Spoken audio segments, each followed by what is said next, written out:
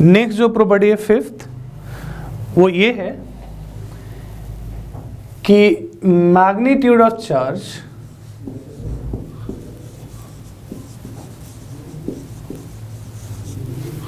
remains unaffected due to its motion और speed भी बोल सकते हैं। इसका मतलब ये है कि कोई भी अगर चार्ज स्टेशनरी है उस पे magnitude of charge Q not है। अब इस वाले चार्ज को अगर हमने मोशन दे दिया, मूव करवा दिया, तो मोशन देने के बाद भी इस वाले चार्ज का जो वैल्यू रहेगा क्यू नॉट के इक्वल ही रहेगा। कहने का मतलब charge is unaffected due to its state of motion, मतलब रेस्ट पे है तब भी क्यू नॉट है, मूव कर रहा है तब भी क्यू नॉट है।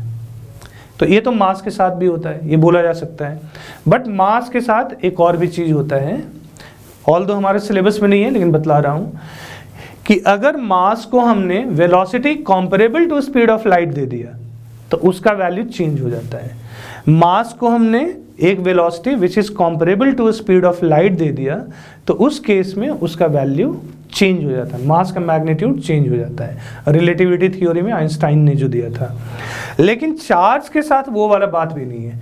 चार्ज को अगर तुम कितना ही वेलोसिटी दे दो, even velocity which is given, velocity given is comparable to speed of light, then also its value would remain same as q naught। तो मास का वैल्यू बहुत बड़ा velocity which is comparable to speed of light दोगे तो मास का value change होगा, but charge का value तब भी चेंज नहीं होगा। तो this was the fifth property. तो ये पांचों का पांचों प्रॉपर्टी जो हमारा था चार्जेस का, जो चार्जेस को समझने में और हमें हेल्प कर रहा है और हेल्प करेगा, वो हमने बतलाया।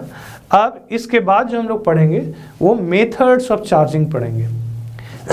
कोई भी ऑब्जेक्ट जनरली न्यूट्रल होता है। पहले न्यूट्रल ऑब्जेक्ट का मतलब ये नहीं है कि उस पर चार्ज नहीं है, रेदर ये मतलब होता है कि उस पर जितना पॉजिटिव चार्ज है उतना ही नेगेटिव चार्ज है। कोई भी ऑब्जेक्ट चार्जलेस हो नहीं सकता। क्यों? क्योंकि हर ऑब्जेक्ट एटम से मिलकर बना हुआ है और एटम के अंदर न्यूक्लियस पे प्रोटॉन न्यूट्रॉन होते हैं। न्यूट्रॉन पे तो चलो कोई चार्ज नहीं, बट प्रोटॉन का पे तो चार्ज है। तो न्यूक्लियस पे हो गया पॉजिटिव चार्ज और उसके चारों तरफ इलेक्ट्रॉन्स चक्कर लगा रहे होते हैं, उस पे होता है नेगेटिव चार्ज। और ये भी सुना होगा जितना पॉजिटिव चार्ज प्रोटॉन का जितना नंबर होता है उतना ही इलेक्ट्रॉन का भी नंबर होता है चारों तरफ जो रिवॉल्व कर रहा होता है। तो इसका मतलब ये हुआ कि कोई भी एक एटम जनरली इलेक्ट्रिकली न्यूट्रल होगा। इलेक्ट्रिकली न्यूट्रल होगा का मतलब जितना उस पर पॉजिटिव चार्ज है उतना ही उस पर नेगेटिव चार्ज भी होगा। भाई कोई भी ऑब्जेक्ट एटम से ही मिलकर बना हुआ है, करोड़ों करोड़ एटम होते हैं। एक एटम अगर इलेक्ट्रिकली न्यूट्रल है और वैसे सारे एटम अगर इलेक्ट्रिकली न्यूट्रल है तो ऑब्जेक्ट भी ओवरऑल इलेक्ट्रिकली न्यूट्रल होगा। बट ऑब्जेक्ट इलेक्ट्रिकली न्यूट्रल का मतलब है कि जितना पॉजिटिव चार्ज है उतना ही उस पर नेगेटिव चार्ज भी है। तो अब उस न्यूट्रल ऑब्जेक्ट पे हम लोग कैसे चार्ज डेवलप करते हैं उसके बारे में हम लोग पढ़ रहे हैं। उसी को हम लोग अगला टॉपिक का नाम दिया है methods of charging. So the next topic is methods of charging. Charging के ये 3 मेथड्स हैं। पहले को bye rubbing the objects against each other और उसी का दूसरा नाम है फ्रिक्शन। ये है। सेकेंड जो प्रॉपर्टी है वो बाय इंडक्शन, इसको हम लोग बोलते हैं। और थर्ड जो प्रॉपर्टी है वो बाय कंडक्शन हम लोग बोलते हैं। So these are 3 methods, different methods of charging। तो सबसे पहला हम लोग रबिंग, फर्स्ट जो मेथड है उसको हम लोग डिटेल में पढ़ रहे हैं। Bye rubbing, charge development bye rubbing method. इसमें होता क्या है कि 2 ऑब्जेक्ट्स हैं, ये दोनों इनिशियली इलेक्ट्रिकली न्यूट्रल है। इलेक्ट्रिकली न्यूट्रल है का मतलब ये है कि जितना इस पे किसी भी एक ऑब्जेक्ट पे जितना पॉजिटिव चार्ज है उतना ही इस पे नेगेटिव चार्ज है। Same is true for this second object. But in दोनों ऑब्जेक्ट्स पे होता क्या है कि कुछ जो एटम्स हैं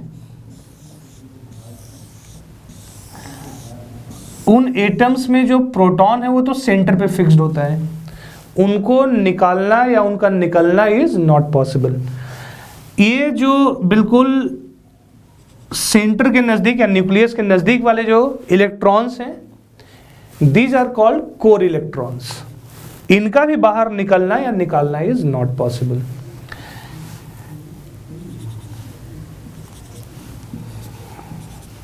वाई इनका निकलना या निकालना इज नॉट पॉसिबल? क्योंकि ये बहुत कम डिस्टेंस है, जितना कम डिस्टेंस होगा न्यूक्लियस के कारण उतना ही ज़्यादा अट्रैक्शन फोर्स लग रहा होगा।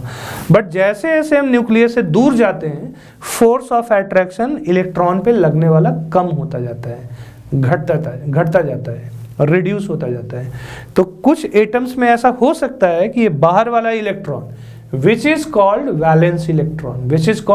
वैलेंस इलेक्ट्रॉन, तो ये वाला इलेक्ट्रॉन ना लूजली बाउंड हो, ये वाला इलेक्ट्रॉन लूजली बाउंड हो due to attraction force of this nucleus. तो ये वाला जो इलेक्ट्रॉन लूजली बाउंड है उस पर अगर जरा सा ये फोर्स अगर लग जाएगा तो ये बाहर निकल सकता है एटम के अट्रैक्शन फोर्स से। एग्जैक्टली वही काम यहाँ पे भी होता है। जब हम लोग यहाँ पे दो ऑब्जेक्ट्स को एक दूसरे के अगेंस्ट रब करते हैं तो उस वाले केस में किसी एक ऑब्जेक्ट का लूजली बाउंड इलेक्ट्रॉन इस वाले ऑब्जेक्ट से मूव करके दूसरे ऑब्जेक्ट पे शिफ्ट हो जाता है। जिस ऑब्जेक्ट से इलेक्ट्रॉन निकल जाएगा वो वाला ऑब्जेक्ट पॉजिटिवली चार्ज बच जाएगा। अगर इलेक्ट्रॉन ऑब्जेक्ट 1 से ऑब्जेक्ट 2 पे मूव किया तो इस पे नेगेटिव चार्ज का अमाउंट कम हो गया। नेगेटिव चार्ज का अमाउंट कम हुआ, शुरू में पॉजिटिव और नेगेटिव सेम अमाउंट के चार्जेस थे, नेगेटिव कम हुआ बट पॉजिटिव तो उतना ही बच गया, तो ओवरऑल इस पे पॉजिटिव चार्ज डेवलप हो जाएगा। तो ये पॉजिटिवली चार्ज ऑब्जेक्ट होगा और जिस पे इलेक्ट्रॉन जाकर शिफ्ट होगा ये नेगेटिवली चार्ज हो जाएगा, ये नेगेटिवली चार्ज ऑब्जेक्ट हो जाएगा। तो ये बेसिकली बाय रबिंग के कारण ये चार्जिंग का मेथड है। हमेशा यही होगा चार्जिंग किसी मेथड में, जिस ऑब्जेक्ट से इलेक्ट्रॉन निकलेगा वो खुद पॉजिटिवली चार्ज होगा, जिस पे इलेक्ट्रॉन जाकर शिफ्ट हो जाएगा उसको हम लोग नेगेटिवली या वो वाला ऑब्जेक्ट नेगेटिवली चार्ज हो जाएगा। अच्छा, एक और भी हम चीज बतला रहे हैं। ये दो ऑब्जेक्ट्स हैं, वैसे तो ट्रांसफर इलेक्ट्रॉन का ही होता है, प्रोटॉन का ट्रांसफर होना पॉसिबल नहीं है, लेकिन हम लोग जो लैंग्वेज यूज करेंगे उसकी बात बतला रहा हूं। अगर इलेक्ट्रॉन या नेगेटिव चार्ज ऑब्जेक्ट 1 से ऑब्जेक्ट 2 पे अगर चला गया तो फाइनल रिजल्ट क्या होगा? ये पॉजिटिवली चार्ज बच जाएगा और ये नेगेटिवली चार्ज बच जाएगा। अगर नंबर ऑफ इलेक्ट्रॉन्स n यहां से यहां ट्रांसफर हो रहा है तो इस पे चार्ज माइनस एन ही होगा, इस पे चार्ज प्लस एन ही डेवलप हो जाएगा। इसी को हम लोग माइनस क्यू चार्ज बोल रहे हैं और इसी को हम लोग प्लस क्यू चार्ज बोल रहे हैं, प्लस क्यू चार्ज बोल रहे हैं। This is minus Q charge, this is plus Q charge. तो ये पहला एक सिनेरियो है, पहला केस है। दूसरे वाले केस में क्या कर रहे हैं कि हम बोल ये रहे हैं कि चार्ज का ट्रांसफर क्यू अमाउंट का यहां से यहां हो गया, तो उस वाले केस में भी इससे प्लस क्यू चार्ज इधर ट्रांसफर होना बोल रहे हैं, तो इस पे माइनस क्यू डेवलप होगा, इस पे प्लस क्यू चार्ज का डेवलप हो जाएगा। यही वाला ऑब्जेक्ट 1 है, ये ऑब्जेक्ट 2 है।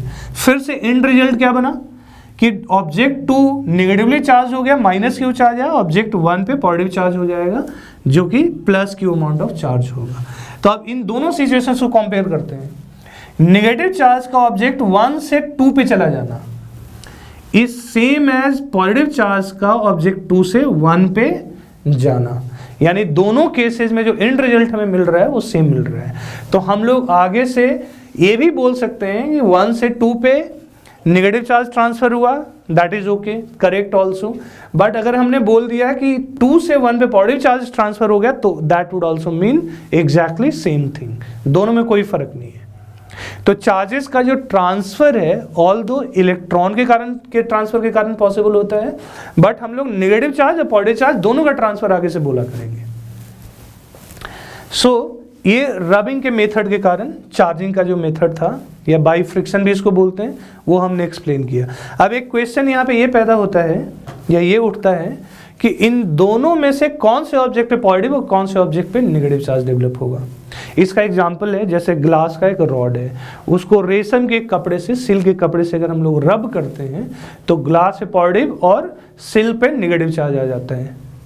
तो ये बाई रबिंग के कारण एक चार्ज डेवलप होने वाला मेथड है। अगर हम लोग अपने बालों को कॉम्ब करते हैं तो कॉम्ब पे भी कुछ पॉजिटिव और या negative amount of charge develop होता है। उसका प्रूफ ये है कि उस कॉम्ब को बाल कॉम्ब करने के बाद छोटे छोटे पीसेज ऑफ पेपर के पास ले जाओ, तो देखो पीसेज ऑफ पेपर अट्रैक्ट होकर उससे चिपक गए हैं कॉम्ब से। इसका मतलब जरूर कॉम्ब पे चार्ज था। कहाँ से डेवलप हुआ? तो बाई रबिंग मेथड या बाई फ्रिक्शन डेवलप हुआ। तो यहाँ पे एक क्वेश्चन जो अराइज होता है वो ये है कि किस पे पॉजिटिव और किस पे नेगेटिव चार्ज डेवलप होगा ऑब्जेक्ट 1, 2 में से।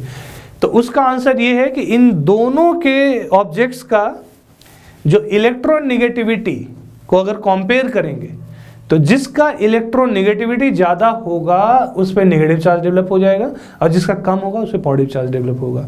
Electronegativity is affinity to attract electrons और एफिनिटी टूवर्ड्स इलेक्ट्रॉन्स। तो इलेक्ट्रोनेगेटिविटी ज़्यादा होने का मतलब हो गया कि it has a tendency to attract the electron more as compare to the second object. तो सपोज ये पॉजिटिवली चार्ज और ये नेगेटिवली चार्ज डेवलप हुआ तो ऑब्जेक्ट 2 का इलेक्ट्रोनेगेटिविटी ज़्यादा होगा एज कम्पेयर टू ऑब्जेक्ट 1। तो ये है चार्जिंग बाय रबिंग और बाय फ्रिक्शन मेथड। ये हमने कंप्लीट डिस्कशन इसका किया, इसमें अब कोई कंफ्यूजन होना नहीं चाहिए। सेकंड जो मेथड है वो बाय इंडक्शन, ये अभी हम एक्सप्लेन कर रहे हैं।